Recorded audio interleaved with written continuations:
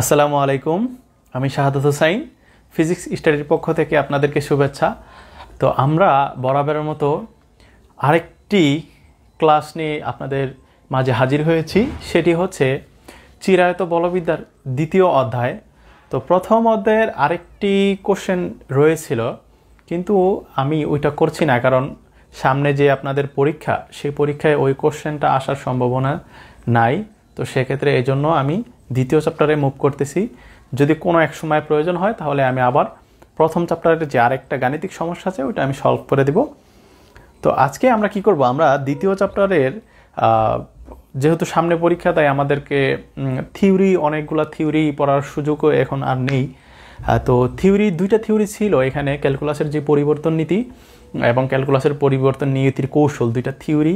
আমি চাচ্ছিলাম যে ওই দুইটা থিওরি ফার্স্টে পড়িয়ে তারপরে সলিউশনগুলোতে আমি প্রবেশ করব, কিন্তু ওই থিওরিগুলো একটু বড় আর ওগুলা পরীক্ষায় আসবে না, কিন্তু পরবর্তী সমীকরণ বোঝার জন্য গুরুত্বপূর্ণ ছিল। তো চিন্তা করলাম যেহেতু আপাতত প্রথম 2-3টা কোশ্চেনের জন্য ওই থিওরিগুলো দরকার নেই, সেহেতু আমি ওইগুলা থিওরিগুলো করাচ্ছি না, আমি ডাইরেক্ট সলিউশনে চলে যাচ্ছি। অর্থাৎ আপনাদের জন্য যেই ইম্পর্টেন্ট কোশ্চেনটা সেটা হচ্ছে যে সরল দোলকের জন্য ল্যাগ্রাঞ্জের যেই সমীকরণ ব্যবহার করে আমরা সরল দোলকের গতির সমীকরণ যে প্রতিপাদন, আজকে আমরা এই প্রশ্নটা সলভ করব। আমি বরাবরই আমি প্রশ্নটা উপরে লিখি, কিন্তু আজকে লিখিনি, কারণ আমি আপনার এই টাইটেলের মধ্যে আমি প্রশ্নটা লিখে দিব, সমস্যা নেই। এবং আমি তো মুখে একবার বললাম, আর এটা হচ্ছে সেকেন্ড চ্যাপ্টার, অর্থাৎ দ্বিতীয় অধ্যায়ের প্রথম লেকচার হবে। আমরা অবশ্যই থাম্বনেল আপনারা দেখলেই বুঝতে পারবেন। তো এখন আমরা কি করব, আমরা এই সমীকরণ নির্ণয় করার জন্য একটু খেয়াল করি, এখানে একটা চিত্র দেওয়া আছে। ওকে, এই চিত্রে কি আছে? এই চিত্রে দেখা যাচ্ছে যে এখানে একটি সিলিং, অর্থাৎ বা একটা জ্বলন বিন্দু, যেখানে আমি 0 ধরেছি। এই জ্বলন বিন্দু থেকে আমরা কি করছি, একটা এল দৈর্ঘ্যের সমান একটি সুতার মাধ্যমে আমরা একটি ভারী বস্তু, ছোট্ট একটি ভারী বস্তু, যেটাকে আমরা বব বলি, সেই ববটাকে ঝুলিয়ে একটি দোলন ব্যবস্থা সৃষ্টি করেছি, যার ফলে এটা একটা কি হচ্ছে, সরল দোলকে পরিণত হয়েছে। এখন এই যে সরল দোলক পরিণত হয়েছে, এখানে কিছু কন্ডিশন আছে, আমরা যেগুলো জানি যে সরল দোলক আসলে কি। সরল দোলক আমরা ইন্টারে শিখেছিলাম যে আপনার কি করতে হবে, যে ভবের যে ভর, সেই ভরের কারণে যাতে সুতার কোনো পরিবর্তন না হয় দৈর্ঘ্যের, আমরা সেটা জানি। সেই শর্ত, এরকম অনেকগুলো শর্ত মিলাইলে আমরা সরল দোলক পাই। তো আমরা ধরে নিলাম যে এখানে সরল দোলকের সংজ্ঞাটা আমি দেওয়ার দরকার নেই, এখানে দেব না, আপনারা জানেন, ইন্টার এটা পড়ছেন। অর্থাৎ সুতার যেই পরিবর্তন সেটা হবে না, সুতাটা হবে অনমনীয় বা অস্থিতিস্থাপক, এখানে সুতার প্রসারণ বা সংকোচন হবে না। তো সেক্ষেত্রে আমরা এই যে একটা সরল দোলক পেলাম, তো এইটার জন্য যে আমরা ল্যাগ্রাঞ্জের সমীকরণের সাহায্যে এটা নির্ণয় করব, সেক্ষেত্রে আমাদের কি করতে হবে? দেখুন, ল্যাগ্রাঞ্জ আসলে কি বলতে চায়। ল্যাগ্রাঞ্জ আমি চাচ্ছিলাম যে ল্যাগ্রাঞ্জিয়ান এবং হ্যামিল্টনের যেই ব্যাপারগুলা, সেগুলো নিয়ে একটু থিওরিক্যাল আলোচনা করতে, যদিও ওইগুলো পরীক্ষায় আসবে না, কিন্তু ওই যে ল্যাগ্রাঞ্জিয়ান যে অপারেটর, ল্যাগ্রাঞ্জিয়ান যেই ল্যাগ্রাঞ্জিয়ানের গতির সমীকরণ এবং ল্যাগ্রাঞ্জিয়ান যেই ফাংশন, সেই অপেক্ষক বা ফাংশনগুলো নিয়ে একটু কথা বলতে চাচ্ছিলাম। ওগুলো একটু বেসিক ধারণা, কারণ ওইগুলো যদি আপনার স্ট্রং থাকে তাহলে আপনি কোশ্চেন ইজিলি বুঝে যাবেন। আর আপনারা অবশ্যই জানেন যে দ্বিতীয় বর্ষের জন্য সবচেয়ে কঠিন চিরায়ত বলবিদ্যা আমার মতে আর কি, ইলেকট্রিসিটি আর অপটিক্স অতটা কঠিন না, এটা একটু কঠিনই প্রায় ধরতে গেলে, কারণ এখানে অনেক নতুন কিছু আছে আর কি। তো যাই হোক, সেটা আমি চাচ্ছিলাম একটু ল্যাগ্রাঞ্জিয়ানটার জন্য এক্সট্রা ক্লাস নিতে। তো আমি হালকা একটু বুঝিয়ে দিই এখানে, তো বেশি আমি ব্যাখ্যা যাব না। সেক্ষেত্রে এখানে ল্যাগ্রাঞ্জিয়ান বলতে চাচ্ছে যে আমরা যদি কোনো সিস্টেমে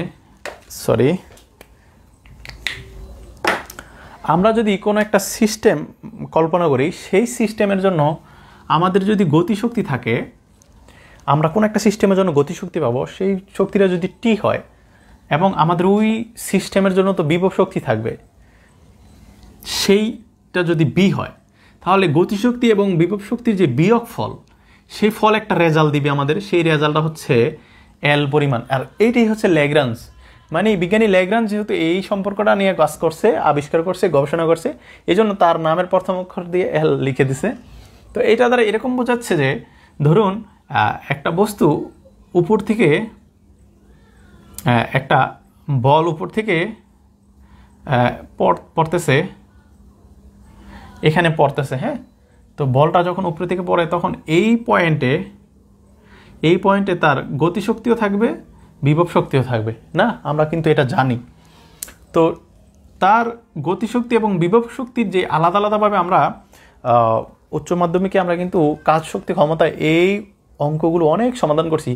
গতিশক্তি এবং বিভব শক্তি আমরা দেখিয়েছিলাম যে একটা বস্তু যখন পড়তে থাকে তখন তার প্রতিটা বিন্দুতেই গতিশক্তি এবং বিভব শক্তি কী থাকে? সমান থাকে, অর্থাৎ সংরক্ষিত থাকে। তার যেই শক্তির পরিমাণটা সংরক্ষিত, মোট শক্তি সংরক্ষিত থাকে, সেটা কিন্তু আমরা জানি। কিন্তু ল্যাগ্রাঞ্জিয়ানে কি করলো? ল্যাগ্রাঞ্জিয়ানে বলতেছে যে আচ্ছা, আমরা যদি গতিশক্তি থেকে বিভব শক্তিটা বাদ দিই তাহলে আমরা একটা সার্টিন অ্যামাউন্ট পাবো। সেই অ্যামাউন্টটাকে একটা ধ্রুবকের ন্যায় চিন্তা করা যায়। আর সেই ব্যাপারটাই ল্যাগ্রাঞ্জে গবেষণা করছে।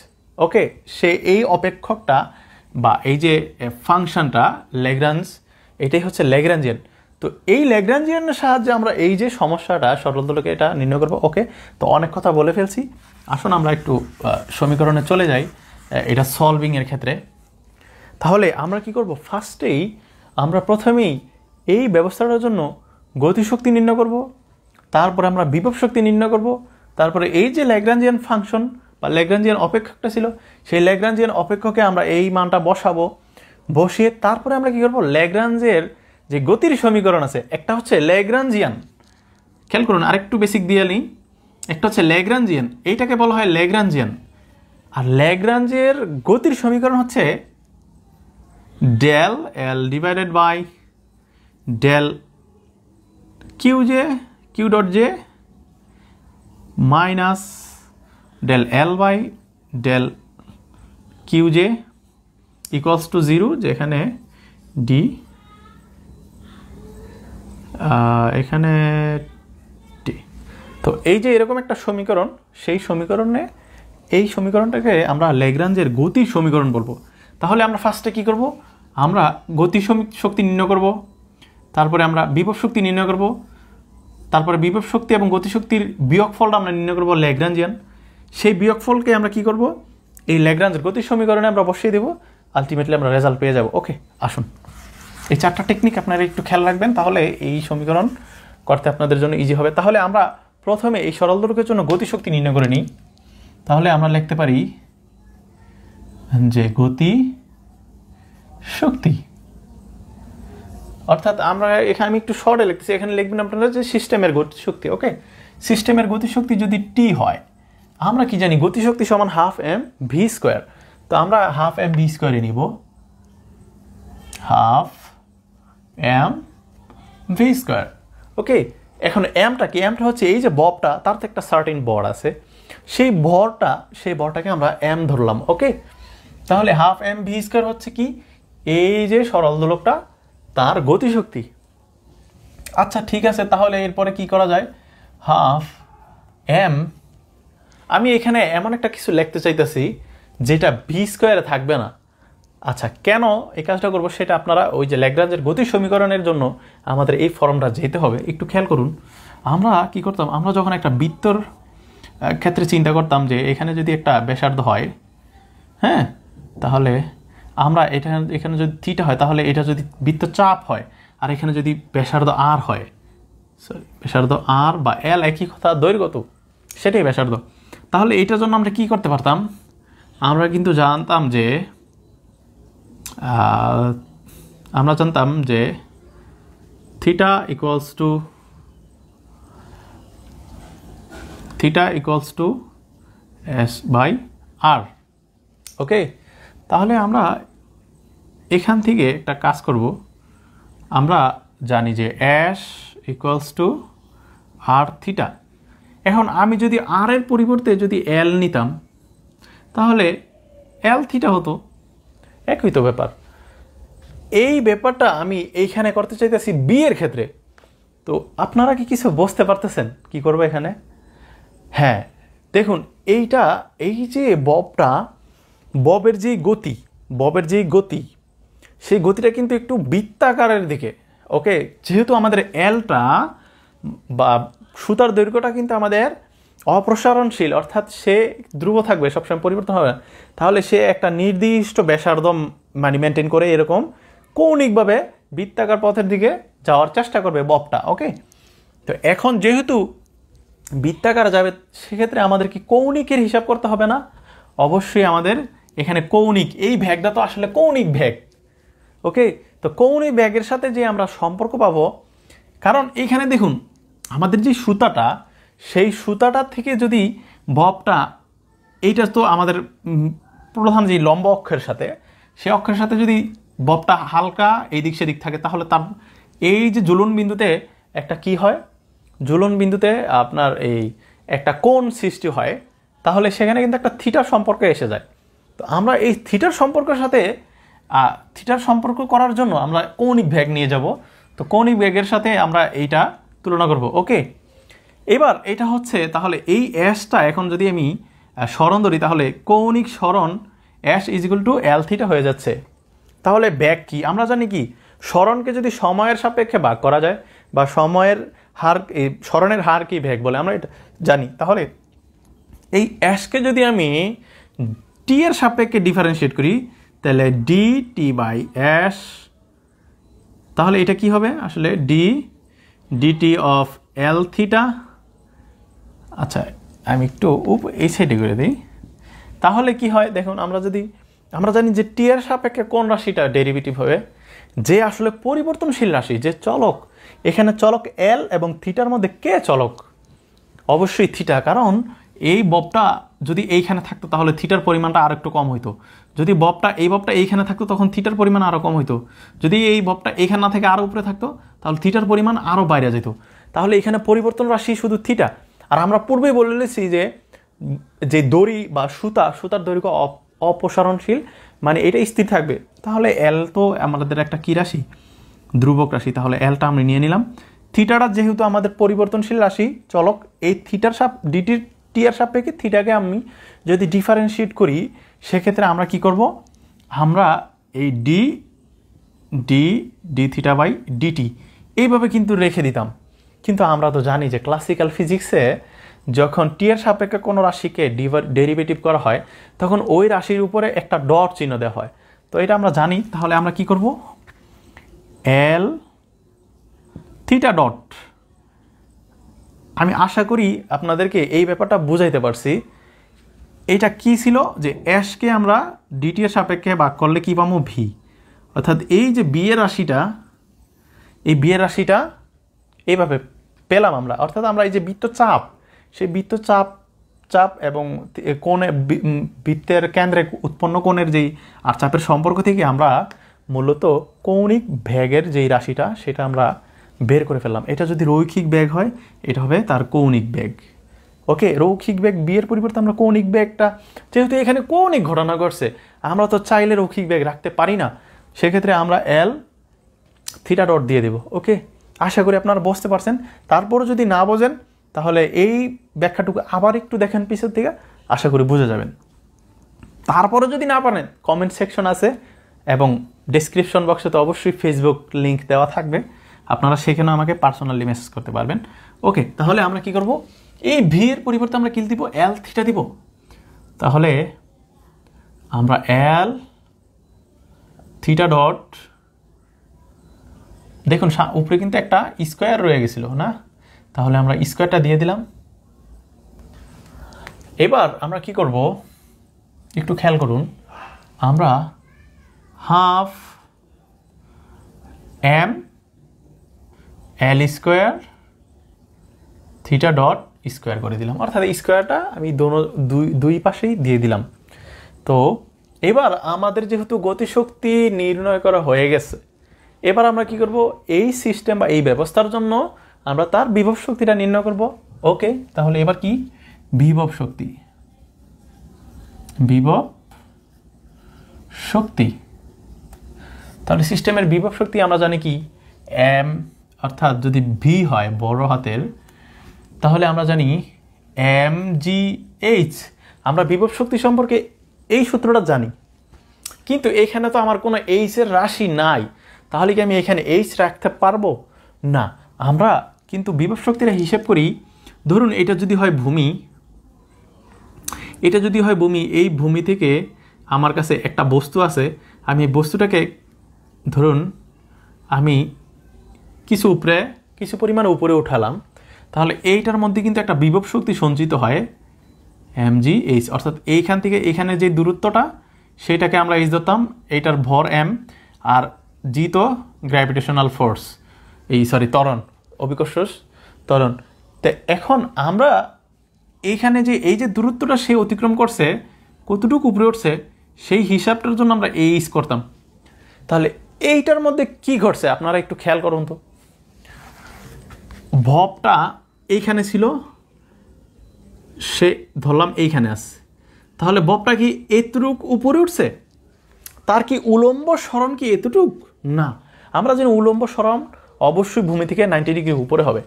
তাহলে আমার কি করতে হবে, এইখানে আমি যদি ভবের জন্য এইদিকে পয়েন্টটা নিই, এদিকে পয়েন্টটা নিই, তাহলে এই দাগ এবং এই যে দুইটা লাইন, এইটার দূরত্ব যতটুকু আমার ভবের উলম্ব সরণ ততটুকু। আশা করি বুঝতে পারছেন। তাহলে এইটুকুই হচ্ছে আমার এইচ। এখন অর্থাৎ এ এবং সি এর মানে হচ্ছে আমার এইচ। তাহলে আমি কি করব, এইচ এর পরিবর্তে এসি লিখে দেব, তাহলে এ সি। আশা করি আপনারা এইটুকু বুঝতে পারছেন। ওকে, আমি এটা একটু ক্লিন করে নিলাম। এবার আমরা একটু কি করব দেখুন, এম জি এসি। দেখুন আমাদের কাছে আছে কি এসি, আমাদের এইটা ছিল যেই ব্যাপারটা, এটা ছিল 0AC। এখন আমি যদি এ আর সি এর দৈর্ঘ্য নিতে চাই, সেক্ষেত্রে কি করতে হবে, এই সম্পূর্ণ দৈর্ঘ্য থেকে আমাকে কি বাদ দিতে হবে, দেখুন সম্পূর্ণ দৈর্ঘ্য কি OC, বাদ দিতে হবে কি OA, তাহলে আমি কি পেয়ে যাব, AC পেয়ে যাব। দেখুন তো আমার কাছে একটা সম্পূর্ণ সুতা আছে, যার থেকে আমি এতটুকু বাদ দিলাম, তাহলে আমি এতটুকু পেয়ে যাব, আর সেটাই হচ্ছে এসির মান। তাহলে এসি এর পরিবর্তে আমি কি লিখব, OC মাইনাস OA। তাহলে আমরা কি লিখে দেব, OC মাইনাস OA। ওকে, এবার আমরা একটা কাজ করি, যেহেতু আমরা এটা মাইনাস করেই দিলাম, এই যে চিত্রটা, সেই চিত্রটা যদি আমি একটু এইভাবে আঁকি, ধরুন ববটা এইভাবে ছিল, এটা ছিল ACB, এটা ছিল 0। ওকে, এখানে যদি থিটা হয়, এটা কি অবশ্যই ভূমি, আর এটা কি অতিভুজ, আর এটা লম্ব। আচ্ছা, তাহলে এইখানে একটি ত্রিভুজ হয়েছে না, ত্রিকোণমিতির ক্ষেত্রে আমরা জানতাম যে cos থিটা সমান ভূমি বাই অতিভুজ, ভূমি বাই অতিভুজ। এখন ভূমির পরিবর্তে আমি তো OA নিছি, তাহলে ভূমির পরিবর্তে আমি OA দিব। আমি তো অতিভুজের ক্ষেত্রে কি নিছি, L, তাহলে আমি অতিভুজের ক্ষেত্রে আমি L দিব। সিম্পল। এখন আমি যদি এই Lটাকে এই পাশে নিয়ে আসি, তাহলে L cos থিটা সমান কি হয়ে যায়, OA, অর্থাৎ OA সমান কি হয়ে যায়, L cos থিটা। তাহলে এই যে OA, এটার পরিবর্তে আমি কি দিয়ে দেব, L cos থিটা দিব।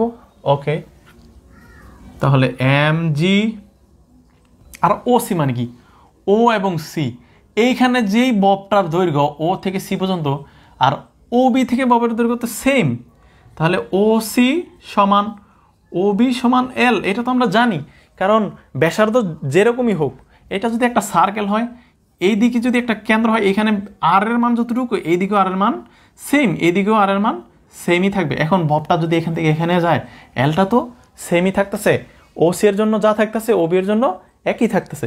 তাহলে আমরা কি করব, OC এর জন্য এলটা দিয়ে দিব L মাইনাস, আর O এর পরিবর্তে তো আমরা L cos থিটা বের করলাম, তাহলে আমরা কি করব, L cos থিটা। আশা করি আপনারা এই যে ছোট ছোট জটিল ব্যাপারগুলো বুঝতে পারতেছেন। তো অনেকে এগুলো এরকম ডিটেলস বলে দেয় না, তো কারণ তারা বইয়েও লেখা থাকে না, কারণ জানে যে আপনারা এই বেসিকগুলো ইন্টারেস্ট ছিল। তারপরেও আমি একটু ভাইঙ্গা বোঝানোর চেষ্টা করি, কারণ অনেকে হয়তো আমরা এত এক্সপার্টও না, আবার আমরা 2 বছর আগে আমরা এগুলো পড়ে আসছি, হয়তো অনেকের স্মরণে নাও থাকতে পারে। আর একটা লাইন যদি সমস্যা হয় তাহলে ওই দিনকার পড়াই আসলে বাদ হয়ে যায়, কারণ এগুলো অনেক বেজালের জিনিস হয়ে যায়। তো আমি একটু চাই এই জন্য একটু শর্ট ভেঙে দেই। তো এটা যদি আপনাদের বিরক্ত হয় যে ভাইয়া আপনি এত বুঝান কি লেখা দরকার নেই, তাহলে আপনারা আমার কমেন্টে জানাতে পারেন যে তাহলে আমি কি করব, এই যে এত ডিটেলস আমি যাবো না, জাস্ট শর্টকাটে আমি করে দিতে পারবো, সমস্যা নেই। আপনারা যেরকম চাবেন আমি ওইরকমই দিব। আচ্ছা, এবার কি করব, আমরা এমজি রেখে দিলাম। এখান থেকে দেখুন এখানে এল আছে, এখানে এল আছে, তাহলে আমি একটা এল কমন নিতে পারি না? এল কমন নিলে এখানে তো আর এল এর রাশি থাকবে না, তাহলে 1 থাকবে, আর এখানে কস থিটা থেকে যাবে, এল তো চলেই আসছে। আমরা কি করলাম, গতিশক্তি বাইর করলাম, আমরা বিভব শক্তি ভি বাইর করলাম। তাহলে এবার কি করব, ইয়েস, আমরা এবার ল্যাগ্রাঞ্জিয়ান দেখব। এবার আমরা কি করব,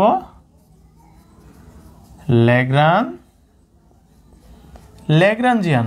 ওকে, আমার হাতের লেখা খুবই পচা, দুঃখিত, এই জন্য আমি Lagrangian L equals to T minus V. তো এই যে ল্যাগ্রাঞ্জিয়ান, সেক্ষেত্রে কী করবো, টি এর মানটা যা আছে আমরা তা বসাবো। টি এর মান half m l square theta dot square minus V এর মান কি আছে, m g l 1 minus cos theta. Okay, আমাদের ল্যাগ্রাঞ্জিয়ানও নির্ণয় করা শেষ। এবার আমরা কি করব, আমরা ল্যাগ্রাঞ্জের যে গতির সমীকরণ ছিল সেই সমীকরণে আমরা এই মানটাকে ব্যবহার করার চেষ্টা করব, যার ফলে একটু ক্যালকুলেশন করার ফলেই আমাদের এই যে সরল দোলক তার গতির সমীকরণ এসে পড়বে। ওকে, তো এবার আমরা কি করব, আমি এবার আমার একটু জায়গা দরকার, কারণ নিচে হয়তো আর দেখা যাবে না লেখলে, তাই আমি আচ্ছা উপরে থেকে লিখে দেবো নাকি ওই সাইডে লিখবো?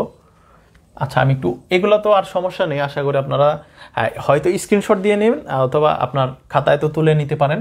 তাহলে আমি এগুলো একটু ক্লিন করে দিই। এবার আমরা কি করব, আমাদের যে ল্যাগ্রাঞ্জের গতির সমীকরণটা, সেই সমীকরণের জন্য এরকম ছিল। আচ্ছা, সমীকরণটা আগে একটু লিখি, dt del L by del q dot j minus del L by del q j equals to 0, এরকম ছিল। তাহলে আমাদের এখানে বোঝাচ্ছে যে এই যে এল এর রাশিটা, সেই এল এর রাশিকে আমাদের কি করতে হবে, কিউ ডট জে এর সাপেক্ষে একবার পার্শিয়াল ডেরিভেটিভ করতে হবে, আবার শুধু কিউর সাপেক্ষে এই এলকে একবার পার্শিয়াল ডেরিভেটিভ করতে হবে, এবং এই যে রাশিটার আমরা পাবো তাকে আবার ডিটির সাপেক্ষে করতে হবে। তাহলে আমাদের এই সমীকরণ হবে। তাহলে আমাদের এই রাশিটা এইটার মধ্যে লিখে লিখে তারপরে করাটা একটু আমাদের জন্য একটু সময় সাপেক্ষ হয়ে যাবে। আমরা কি করব, আমরা এই যে একটা যেই সমীকরণ, এই যে অপারেটরটা, এই অপারেটরের মধ্যে আমরা এলটা বসিয়ে বসে মানটা আলাদা বাহির করব, তারপরে এই সমীকরণে বসায় দেবো। ওকে, তো আমরা ফার্স্টে কি করব, আরেকটা কথা, এখানে দেখুন আমি এবার সমীকরণ ইউজ করব এইটা, dt del L by del theta dot minus del L by del theta equals to 0। আমি কিন্তু এই সমীকরণ ইউজ করব। এখন বলতে পারেন যে ভাইয়া আপনি লিখলেন কিউ ডট জে আর এখানে কিউ জে, আর আপনি এখানে আবার কি লিখতেছেন, থিটা ডট লিখতেছেন, যে মানে কিউর পরিবর্তে থিটা। আচ্ছা, আমরা কিন্তু স্থানাঙ্ক ব্যাপারের সম্পর্কে একটু জানি, যে সার্বজনীন স্থানাঙ্ক, তারপরে এই যে সার্বজনীন স্থানাঙ্ক, সেই সার্বজনীন স্থানাঙ্ক এই জন্যই দেওয়া হয়েছে যে এই কিউ ডটের জায়গায় আপনার যেই স্থানাঙ্কটা দরকার আপনি সেইটাই ইউজ করতে পারবেন, এখানে কোনো বাধ্যবাধকতা থাকে না। কারণ আমরা জেনারেলাইজ কোঅর্ডিনেট থেকে আমরা ইউনিভার্সাল কোঅর্ডিনেটে আমরা চলে গেছিলাম, অর্থাৎ মানে সাধারণ যেই স্থানাঙ্ক, সেই স্থানাঙ্ক থেকে আমরা সার্বজনীন স্থানাঙ্ক কিন্তু আমরা রূপান্তর করেছিলাম প্রথম চ্যাপ্টারে। যদিও আমরা এই ভিডিওটা আমি করিনি, কারণ এখানে বেসিক থিওরিক্যাল কিছু ক্লাস নেওয়ার আমার ইচ্ছা আছে, হয়তো আমার মনে হয় আপনারা এইগুলো দেখবেন না, এই জন্য আমি করিনি। আমি শুধু সমাধানগুলো করে দিচ্ছি, যারা পরীক্ষায় এই সমাধান করলেই আপনি ফুল মার্ক পেয়ে যাবেন। তো ওইটা বইয়ে বলা আছে, আপনি চাইলে একটু দেখে নিতে পারেন। তো এখন আমরা সমীকরণ নিচেরটা ইউজ করব। তা আমরা থিটার সাপেক্ষে এই ল্যাগ্রাঞ্জিয়ানকে এই দুইটা ফাংশন একটা দুইটা এই ফাংশনে আমরা ইউজ করব। ওকে, তো আসুন এবার আমরা কি করি, একটু এই কাজটা করব। আমরা ফার্স্টে, দুঃখিত, আমরা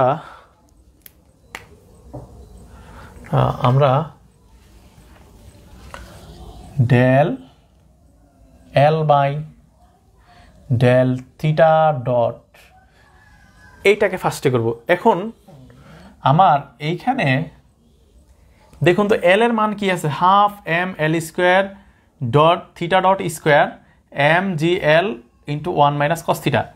আমার এখানে রাশি দুইটা, পদ দুইটা, এখানে একটা পদ, এখানে একটা পদ। দেখুন আমাদের থিটা ডটের সাপেক্ষে করতে হবে, এই পদের মধ্যে কোনো থিটা ডট নাই, তাহলে এইটা আলটিমেটলি জিরো। ঠিক আছে, ওকে, সরি, এটা আলটিমেটলি জিরো হয়ে যাবে।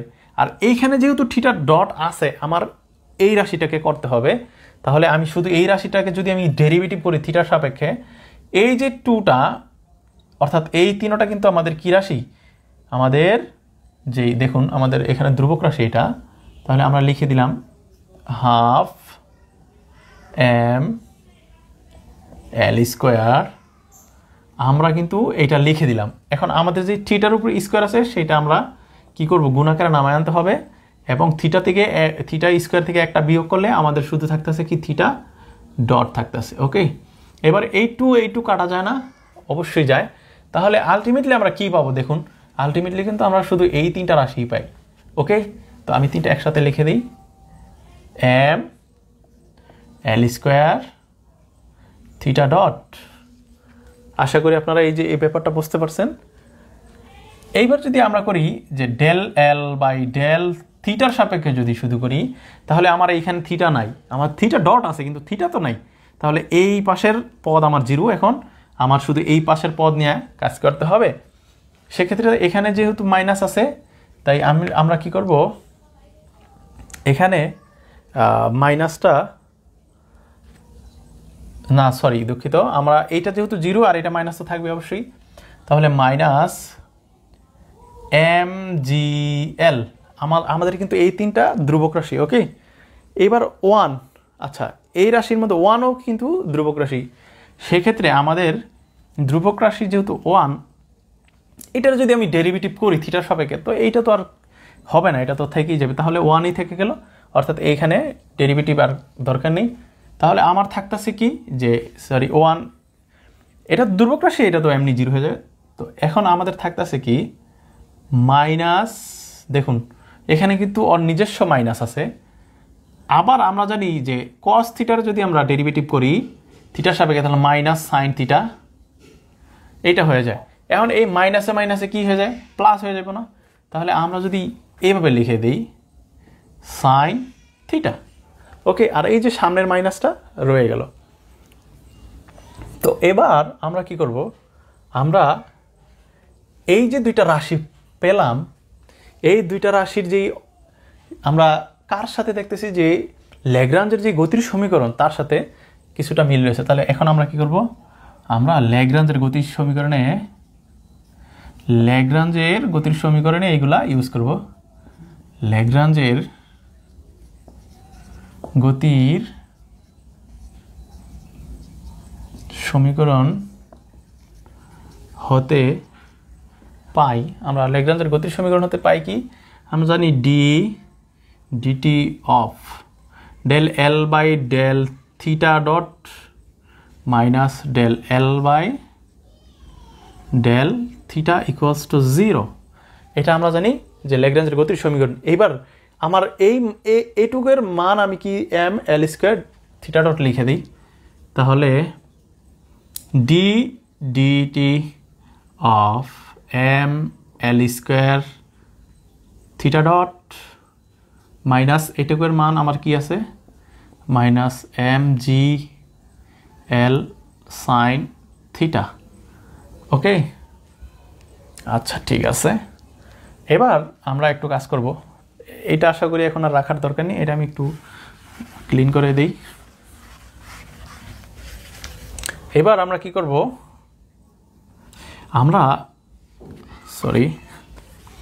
আমরা যদি এই যে টি এর সাপেক্ষে যদি এটাকে করি তাহলে আমার পরিবর্তনশীল রাশি কি এখানে এম কি পরিবর্তন হবে না, এল কি হবে না, শুধু থিটাটা পরিবর্তন হবে। আমি আগেও একবার দেখাইছি। তাহলে এখানে কি থাকতেছে m l square theta double dot হয়ে যাবে। কেন?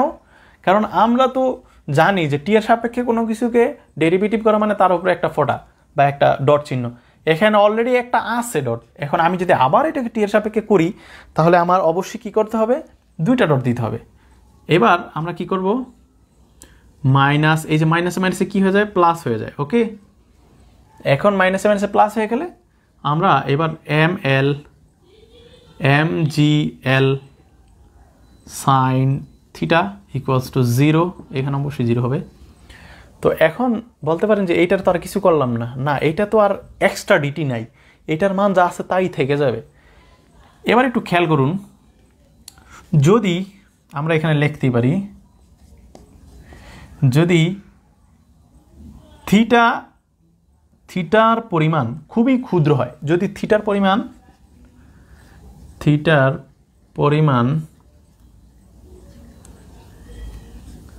অনেক ক্ষুদ্র হয় তবে সাইন থিটা পরিবর্তে আমরা জাস্ট থিটাই লিখে দিতে পারি। অর্থাৎ মনে করুন এখানে যে থিটাটা এখানে যে প্রসারিত হয়েছে ববটা, এখানে যদি থিটার পরিমাণটা অনেক কম হয় তাহলে আমরা সাইন থিটার পরিবর্তে জাস্ট থিটা লিখেই দিতে পারি। তো আমি যে এই যে সমীকরণটা লিখছি, অর্থাৎ আপনারা এই সমীকরণের পরে এইভাবে লিখতে হবে। তাহলে আপনারা লিখতে পারেন কি, m l square theta double dot plus m g l theta equals to 0। অর্থাৎ আমরা কিন্তু উপরে লিখে নিয়েছি যে সাইন থিটার পরিবর্তে আমি জাস্ট থিটাই ধরতে পারি, কারণ থিটার পরিমাণ খুবই কম ছিল।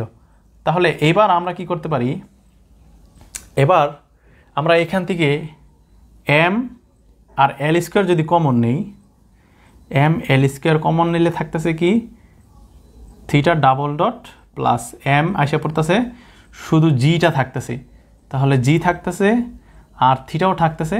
কিন্তু যেহেতু আমি এল স্কোয়ার কমন নিচ্ছি আর এখানে একটা এল, সেক্ষেত্রে নিচে আমার একটা এল যাবে, থিটা থেকে যাবে আর 0 হয়ে যাবে। আমি তো থিটা কমন নিই, এই জন্য থিটা থেকে গেছে।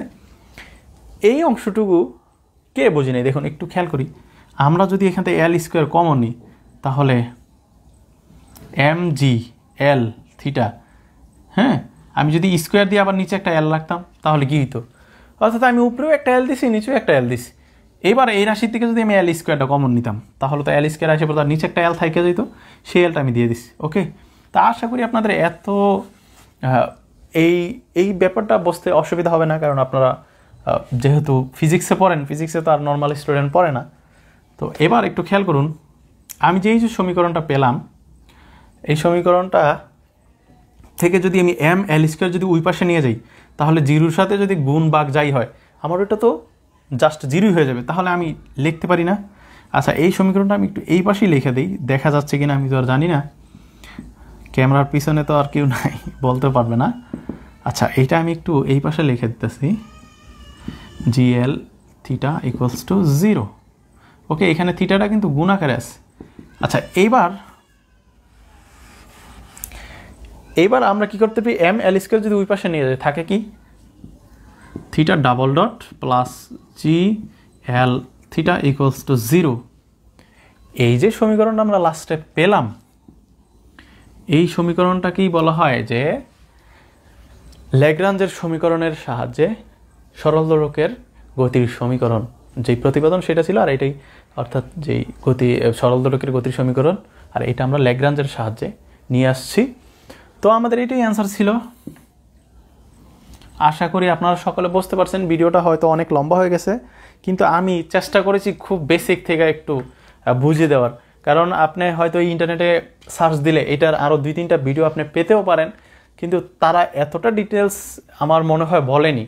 তো আমি একটু চেষ্টা করেছি ডিটেলস দিতে, তো আশা করি আপনাদের বোরিং লাগে নাই।